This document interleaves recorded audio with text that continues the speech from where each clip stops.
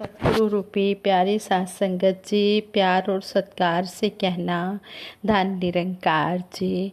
साथ संगत जी, सतगुरु माता जी की अपार कृपा से आप सभी अपने अपने घरों में स्वस्थ होंगे, निरोग होंगे और आनंद मान रहे होंगे। सेवा सिमरन सत्संग करके ये जीवन की घड़ियां बिता रहे होंगे।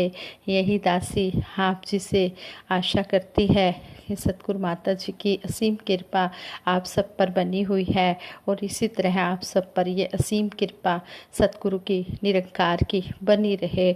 और दासी हर पल सतगुरु माता जी का शुक्राना करते हुए आप जी के चरणों में ये विचार रखने जा रही है।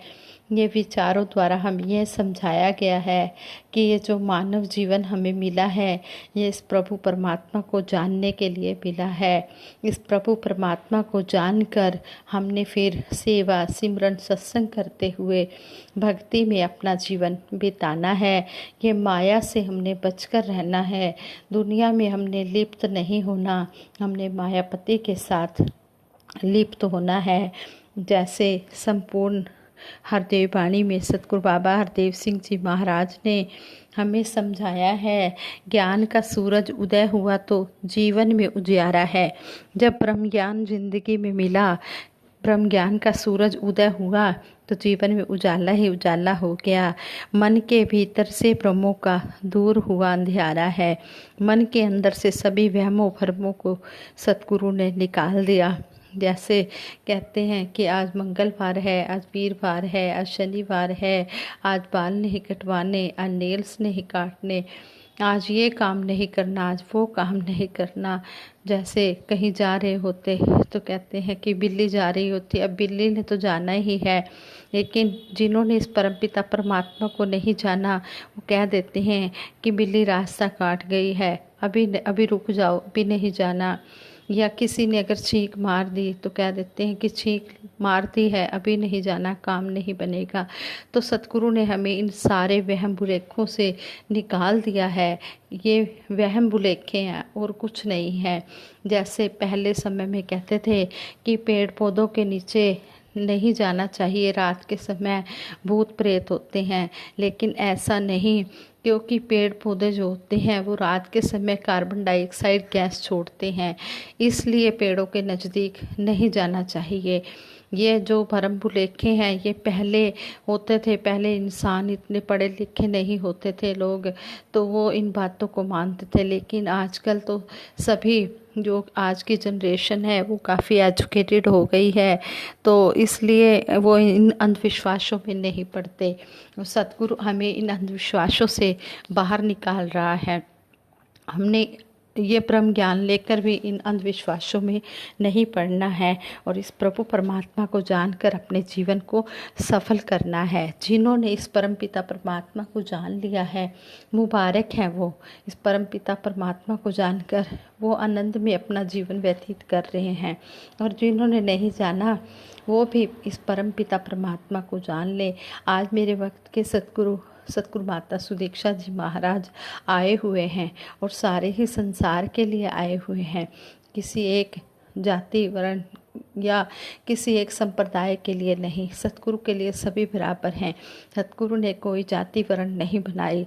सतगुरु सच्चे पातशाह ने सारे संसार को एक जैसा ही बनाया है। एक जैसे ही सभी के साथ 5 तत्व ही लगे हुए हैं। ये नहीं कि किसी के 6 हैं, किसी के 4 हैं, नहीं, सभी 5 तत्वों का ही पुतला है। सतगुरु की नज़र में सभी बराबर हैं। सतगुरु सभी को समदृष्टि से देखते हैं। इसलिए सतगुरु के शरण में आ जाओ और अपने जीवन को सफल बना लो। ये मेरा सतगुरु आवाज़ दे रहा है और बुला रहा है और कह रहा है, आओ रब दे दर्शन पालो। संदेशा है इंसानां नूं, इस निरंकार प्रभु को जानकर अपना जीवन सफल बना लो। ऐसे ही एक दासी आप जी के चरणों में चंडीगढ़ के महापुरुषों की ये सच्ची घटना रखने जा रही है। कहते हैं एक दिन सुबह सुबह एक सज्जन निरंकारी सत्संग भवन सेक्टर 15 चंडीगढ़ में आए। उनके हाथों में पेपर्स भी थे। अंदर आते ही उनका सामना मिशन के सेवादार महात्मा परशुराम जी से हुआ। वह आंगन की सफाई कर रहे थे और साथ ही अवतार वाणी भी पढ़ रहे थे, अवतार वाणी का उच्चारण भी कर रहे थे। उन्होंने आए हुए सज्जन को सत्संग भवन के अंदर आने को कहा और बहुत ही उनकी रिस्पेक्ट भी की। तो जब वो सज्जन अंदर आए, उन्होंने अपना परिचय दिया। वो कहने लगे कि मैं एक रिटायर्ड प्रिंसिपल हूँ, मैं रिटायर्ड प्रिंसिपल हूँ, मैं टीचर की जॉब करता था और मैं यहाँ पास में ही रहता हूँ। मैं श्री D.S. शोक जी जो इस भवन के प्रमुख हैं उनसे मिलना चाहता हूँ। तो उस टीचर ने अपनी बात जारी रखते हुए कहा कि मैंने एक बार श्री D.S. शोक जी का प्रवचन मार्केट के पास खुले प्रांगण में सुना था। मैं उनके धर्म ग्रंथों के ज्ञान से बहुत प्रभावित हुआ हूँ और मैंने उनसे कुछ राय लेनी है। यह सुनकर सेवादार महात्मा परशुराम जी ने शोक साहब को टीचर का मैसेज दे दिया और वापस वो उनके पास ही आकर बैठ गए। तो टीचर ने अपने कागजात, अपने पेपर्स ठीक करते हुए सेवादार महात्मा से कहा कि मैंने भगवत गीता पर एक बुक लिखी है और इसे मैं शोक साहब को दिखाना चाहता हूँ। मुझे इस विषय पर उनसे कुछ सुजेशन भी लेना है, कुछ सलाह लेनी है। तो सेवादार महात्मा ने उनकी तरफ देखते हुए कहा, आपने प्रभु परमात्मा का ज्ञान कब लिया? आगे से टीचर ने कुछ सोचते हुए कहा, निरंकार प्रभु को कैसे देखा या जाना जा सकता है? सेवादार परशुराम जी ने बड़े विनम्रता से उत्तर दिया कि परमात्मा को जाना जा सकता है, यही मनुष्य जन्म का परम लक्ष्य है। सतगुरु की शरण में आकर इस परम पिता परमात्मा को जाना जा सकता है। तो आगे से वो टीचर ने कहा, मैं परमात्मा के बारे में तो जानता हूँ। इस पर सेवादार महात्मा परशुराम जी ने हाथ जोड़कर कहा, भगवत गीता की मुख्य बात तो भगवान श्री कृष्ण जी द्वारा अपने विश्व स्वरूप का ज्ञान ही है। उन्होंने अर्जुन को आत्मा और प्रकृति के असली स्वरूप का ज्ञान करवाया। गीता के 11वें अध्याय में भी लिखा है कि ये निरंकार प्रभु परमात्मा हर जगह व्यापक है। निराकार होने के बावजूद इस निरंकार को गुरु की कृपा से देखा और जाना जा सकता है। आगे से सेवादार महात्मा ने कहा कि अगर आप बुरा ना माने तो मैं आपको यही कहूँगा कि परमात्मा को देखने के बाद ही भगवत गीता पर बुक लिखने का प्रयास करें। एक साधारण से दिखने वाले सेवादार महात्मा के मुख से यह शब्द सुनकर वह टीचर हैरान रह गए और उन्होंने कहा, परशुराम जी, तुम यह कैसे कह सकते हो कि किसी वस्तु को देखे या जाने बिना उसके बारे में लिखना संभव नहीं है। कुछ देर रुककर सेवादार महात्मा परशुराम जी ने कहा, आप मुंबई अवश्य गए होंगे और वहाँ गेटवे ऑफ इंडिया भी देखा होगा। टीचर ने कहा, हाँ, मैं उसके बारे में जानता हूँ, पर मैं कभी मुंबई नहीं गया और मैंने गेटवे ऑफ इंडिया भी नहीं देखा। तो आगे से सेवादार महात्मा परशुराम जी ने कहा, क्या आप बिना देखे गेटवे ऑफ इंडिया पर कोई अच्छा सा लेख लिख पाएंगे? टीचर ने कुछ देर सोचकर आंसर दिया, बिल्कुल नहीं, देखे बिना मैं नहीं लेख लिख पाऊंगा। तो दोनों एक दूसरे की तरफ देख ही रहे थे कि तभी वहाँ पर शोक साहब जी भी आ गए। टीचर ने शोक साहब जी का झुककर अभिवादन किया और सेवादार महात्मा परशुराम जी के साथ हुई बातचीत भी बताई कि इस तरह हमारे आपस में बातचीत हुई है। और उस टीचर ने कहा कि आपकी यह महात्मा परशुराम जी तो बड़े ही ज्ञानी हैं। पहली बार मैं सोचने पर मजबूर हुआ कि प्रभु के बारे में जानना और प्रभु को जानना अलग अलग बातें हैं।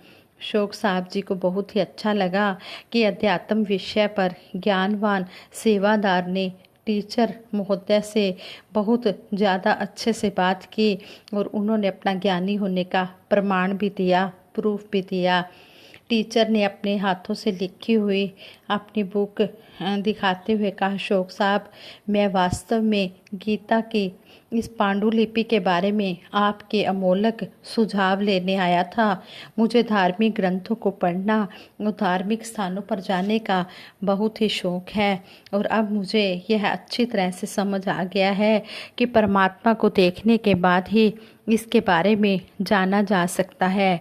तो अशोक साहब जी ने कहा, भाई साहब जी, संत निरंकारी मिशन की मूल शिक्षा ही यह है कि सर्वव्यापी निरंकार प्रभु परमात्मा को हर जगह देखना है। उसके बाद इंसान सबसे प्रेम, दया और सहानुभूति रख सकता है। आज संत निरंकारी मिशन की हजारों शाखाएं देश और विदेश में हैं। जिज्ञासु द्वारा विनयपूर्वक प्रार्थना करने पर उनके द्वारा नियुक्त महात्मा ने थोड़े ही समय में सतगुरु द्वारा नियुक्त महात्मा ने थोड़े ही समय में प्रभु परमात्मा का ज्ञान उन्हें बता दिया कि इस तरह सतगुरु की शरण में आकर प्रभु परमात्मा का ज्ञान मिलता है। और सतगुरु बाबा जी भी इसी तरह थोड़े ही समय में ज्ञान देते रहे और आज वक्त के सतगुरु माता सुदीक्षा जी महाराज भी प्रभु परमात्मा का ज्ञान प्रदान कर देते हैं। टीचर ने आग्रह किया कि शाम को मैं परिवार के साथ यहाँ आ जाता हूँ। कृपया आज शाम का समय आप मेरे और मेरे परिवार को परमात्मा की जानकारी देने के लिए रखें तो मुझे बहुत खुशी होगी। अशोक साहब जी ने मुस्कुराते हुए कहा, आप आएँ, प्रभु परमात्मा की जानकारी प्राप्त करें और भगवत गीता और समय के जो भी अन्य धर्म ग्रंथ हैं उनसे भी मिलान करें हमारे ब्रह्म ज्ञान का। आपका हृदय से स्वागत है। टीचर ने हाथ जोड़कर अभिवादन करने के बाद खुशी खुशी अपने घर चले गए। संगत जी, किस तरह ये मिशन का हमारे प्रचार हो रहा है। ये सतगुरु आज यही चाहता है कि हमारी बोली भाषा अच्छी होनी चाहिए और हमें ये परमपिता परमात्मा को सभी को जनाना है। हमने सभी को ये आवाज़ देनी है कि आ जाओ, इस परमपिता परमात्मा की लगता कर लो, इसको जान लो। ये वक्त का सतगुरु आया हुआ है। इस तरह हमने अपने कर्मों के द्वारा मिशन का प्रचार करना है, प्रसार करना है और हर एक तक ये आवाज़ पहुंचानी है। कोई भी इस आवाज़ से वंचित ना रह जाए। इस आवाज़, सत्य की आवाज़ को जन जन तक पहुंचाने का काम हमने करना है। लेकिन करना कैसे है? अपने कर्मों द्वारा करना है। जब हमारी बोली भाषा, व्यवहार, लेन देन, हमारी सोच सब कुछ अच्छा होगा तो हमारे कर्मों से अपने आप सभी इस मिशन की तरफ खींचते चले आएंगे। कहते हैं कई दासी कई महात्माओं के, कई बहनों के विचार सुनती है तो वो अपनी अपनी बातें बताते हैं। कहते हैं कि कई अननोन होते हैं, नॉन निरंकारी होते हैं। वो कहते हैं कि ये निरंकारी तो वास्तव में बड़े ही अच्छे होते हैं। इस तरह ही एक बहन अपने विचारों में बता रही थी।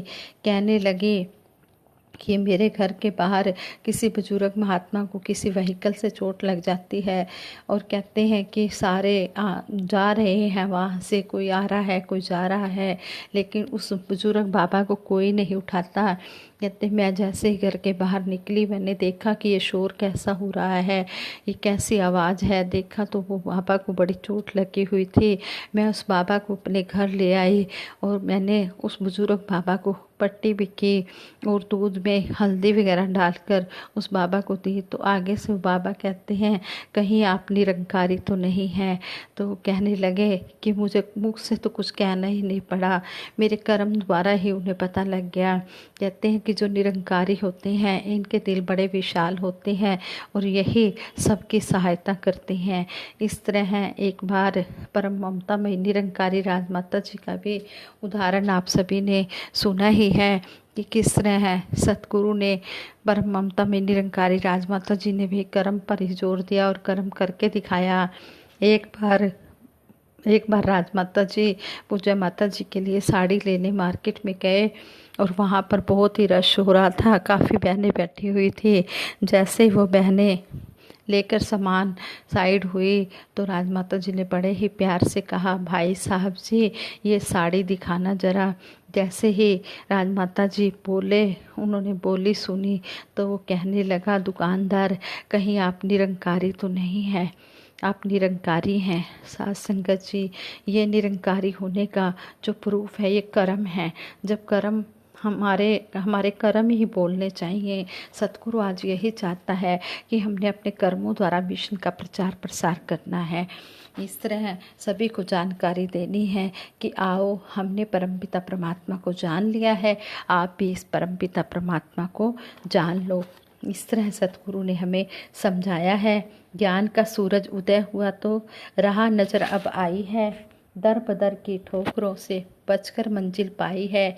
ज्ञान का सूरज उदय हुआ तो हुई है रोशन आत्मा, कहे हर देव देख लिया है कण कण में परमात्मा। हमने कण कण में परमात्मा देख लिया है, जो हमें सतगुरु ने दिखाया है, जो हमें सतगुरु ने दिखाया है ये कण कण में है। हर जर्रे भी सूरत तेरी, हर पत्ते ते तेरा ना, इधर उधर चार चुफेरे तेरी सूरत तकता हाँ। चंदन दे विच खुशबू तू है, गंगा दे विच निर्मलता, फुल्ला विच सुहप्पण तू है, कलियां दे विच कोमलता। हर जगह यही है, हर जगह ये समाया हुआ है, कोई भी जगह इससे खाली नहीं है। हमें ये परमपिता परमात्मा के सतगुरु ने दर्शन करा के हमारे जन्म मरण के बंधनों को काट दिया है। लेकिन हमने अंतिम श्वासों तक सेवा सिमरन और सत्संग करते चले जाना है, तभी हमारी भक्ति प्रवान है। जैसे दासी एक और विचार भी सुन रही थी, कहते हैं उन्होंने, महात्मा ने एग्जाम्पल के तौर पर समझाया। ये भी कहने लगे, एक सत्संग दास, तीन उदाहरण दिए उन्होंने सत्संग सेवा सिमरन के। कहते हैं एक सत्संग दास था, एक सेवा सिंह और एक सिमरन सिंह। तीनों अपनी अपनी सेवाओं में लगे हुए थे। सिमरन सिंह अपने सिमरन कर रहा, सेवा दास अपनी सेवा कर रहा, सत्संग दास अपना सत्संग कर रहा। कहते हैं काफ़ी अंधेरी आई, काफ़ी तूफान आया, बरसात आई, काफ़ी कुछ हुआ, लेकिन हर परिस्थिति में अब वो अपनी अपनी जगह सत्संग सेवा सिमरन करते रहे। जब तीनों का काम हो गया, सत्संग सेवा सिमरन का, तीनों एक जगह आकर इकट्ठे हो गए जहाँ पर उन्होंने इकट्ठे होना था। तो कहते हैं कि उन्हें साक्षात भगवान के दर्शन हुए, इस निरंकार के दर्शन हुए, ये निरंकार प्रकट हो गया। तो आगे से वो कहते हैं कि देखो देखो सतगुरु ने कितनी हम पर कृपा की है कि हमें निरंकार के दर्शन हुए हैं। तो आगे से निरंकार ने कहा कि आपका विश्वास बड़ा दृढ़ था, बहुत पूर्ण था, आप अपनी अपनी जगह पर डटे रहे, आपने किसी भी हालात में आप इस सेवा सिमरन सत्संग से अलग नहीं हुए, विचलित नहीं हुए, आप सेवा सिमरन सत्संग करते रहे। इस तरह सतगुरु हमें समझा रहे हैं, कैसी भी हो परिस्थिति रहे एक सी मनोस्थिति। ये जो हमें एग्जाम्पल देकर महापुरुषों ने समझाया है, ये सेवा सिमरन सत्संग की ही बात समझाई है, जो उन्होंने सेवा सिंह, सिमरन सिंह, सत्संग दास कहकर बताया है। ये हमें उनका समझाने का ढंग था कि हमने इस तरह समझ जाना है कि किस तरह की भी परिस्थिति आ जाए, हमने कभी भी डोलना नहीं है। हमने इस निरंकार के साथ एकमिक होकर रहना है। और क्या देश काल ते समय मुताबिक सतगुर जिवें चलांदा है, हुक्म दा सिर मत्थे तर के गुरसिख चलता जाता है। जैसी भी परिस्थिति हो, देश कोई भी देश हो, कोई भी समय हो, कैसी भी परिस्थिति हो, हमने बस सतगुरु के आदेश के अनुसार चलते चले जाना है। अगर हम चलते चले जाएंगे तो जीवन में खुशियाँ ही खुशियाँ हैं, बहारे ही बहारे हैं। हमने कभी भी सत्संग के लिए आलस नहीं करना कि आज बरसात है, अब गर्मी है, अब सर्दी है, ये मौसम तो बदलते ही रहेंगे, लेकिन जो हमारे ये अनमोल श्वास हैं, हमने इसकी कीमत को जानते हुए हमने व्यर्थ नहीं जाने देना। जिस तरह हम हर समय में, चाहे सर्दी हो, गर्मी हो, बरसात हो, आंधी हो, तूफान हो, हम खाना खाते हैं, पानी पीते हैं, सोते भी हैं, जागते भी हैं, हर कर्म करते हैं, गृहस्थ के धंधे भी करते हैं, बिजनेस भी करते हैं। इसी तरह ये सत्संग सेवा सिमरन को भी हमने पहल देनी है। अगर हम इसको पहल देंगे तो हमारे रुके हुए जो दुनियावी काम होंगे वो अपने आप पूर्ण होते चले जाएंगे। सबसे पहले हमने सत्संग सेवा सिमरन को पहल देनी है। अपने बिजनेस को, अपनी जॉब को हमने पीछे रखना है। जब हम पीछे रखेंगे तो हमारे वो काम भी अपने आप सतगुरु निरंकार करता चला जाएगा। इस शक्ति के साथ हमने हर समय जुड़ के रहना है। तू करता है जगत का, तू सबका आधार। ये सारी सृष्टि का करता है, सारे संसार का सहारा है। हम कभी भी अपने आप को करता ना मान बैठें। गुरसिख जो होता है अपने आप को गंवाता है, गिनवाता नहीं है। इसलिए हमने सतगुरु के चरणों में आकर अपने आप को गंवाना है और सीखते ही चले जाना है। जब हम सीखते चले जाएंगे तो हम गुरसिख बने रहेंगे। और अगर हम सोचें कि हम सीख गए हैं तो उसका मतलब कि वो गुरसिक्खी से सीख सतगुरु के चरणों से निकल जाता है, वो फिर सतगुरु के चरणों में टिका नहीं रहता, उसे वो आशीर्वादें नहीं मिलती। इसलिए हमने सीखने की भावना से गुरसिख बने रहना है, विनम्रता को अपनाना है, सहनशीलता को अपनाना है, विशालता को अपनाना है। हमने कभी भी छोटी सोच नहीं रखनी, बदले की भावना नहीं रखनी। हमने सबके लिए दिल साफ रखना है। हमने मन में किसी के लिए भी कोई वैर भाव की भावना नहीं रखनी। अगर हमें कोई कुछ कह भी लेता है तो हमने उस बात को अपने दिल में नहीं रखना कि उसने हमें ये कहा है, हमने उससे बदला लेना है, हम भी उससे ऐसा व्यवहार करेंगे। नहीं, हमें सतगुरु ने यह सिखाया है कि हमने सबसे प्यार ही प्यार करते चले जाना है। गुरुमाता शिविंदर जी ने हमें पहले ही दिन यही समझाया था, कुछ भी हो बस प्यार ही प्यार, प्यार ही प्यार करते हुए इस मिशन को आगे से आगे बढ़ाते चले जाना है। साथ संगत जी, अगर दासी के मुख से कोई शब्द सही ना बोला गया हो, दासी से त्रुटि हो गई हो, आप जी क्षमा कर देना। आप जी बख्शनहार हो, दासी भूलनहार है, इसलिए आप जी बख्श देना। और दासी सबके सुखों की कामना के लिए सतगुरु माता जी के चरणों में अरदास करती है और सभी ने मिलकर सिमरन करवाना है दासी के साथ मिलकर। तू ही निरंकार मैं तेरी शरण हाँ, मैनू बख्श लो। तू ही निरंकार मैं तेरी शरण हाँ, मैनू बख्श लो। तू ही निरंकार मैं तेरी शरण हाँ, मैनू बख्श लो।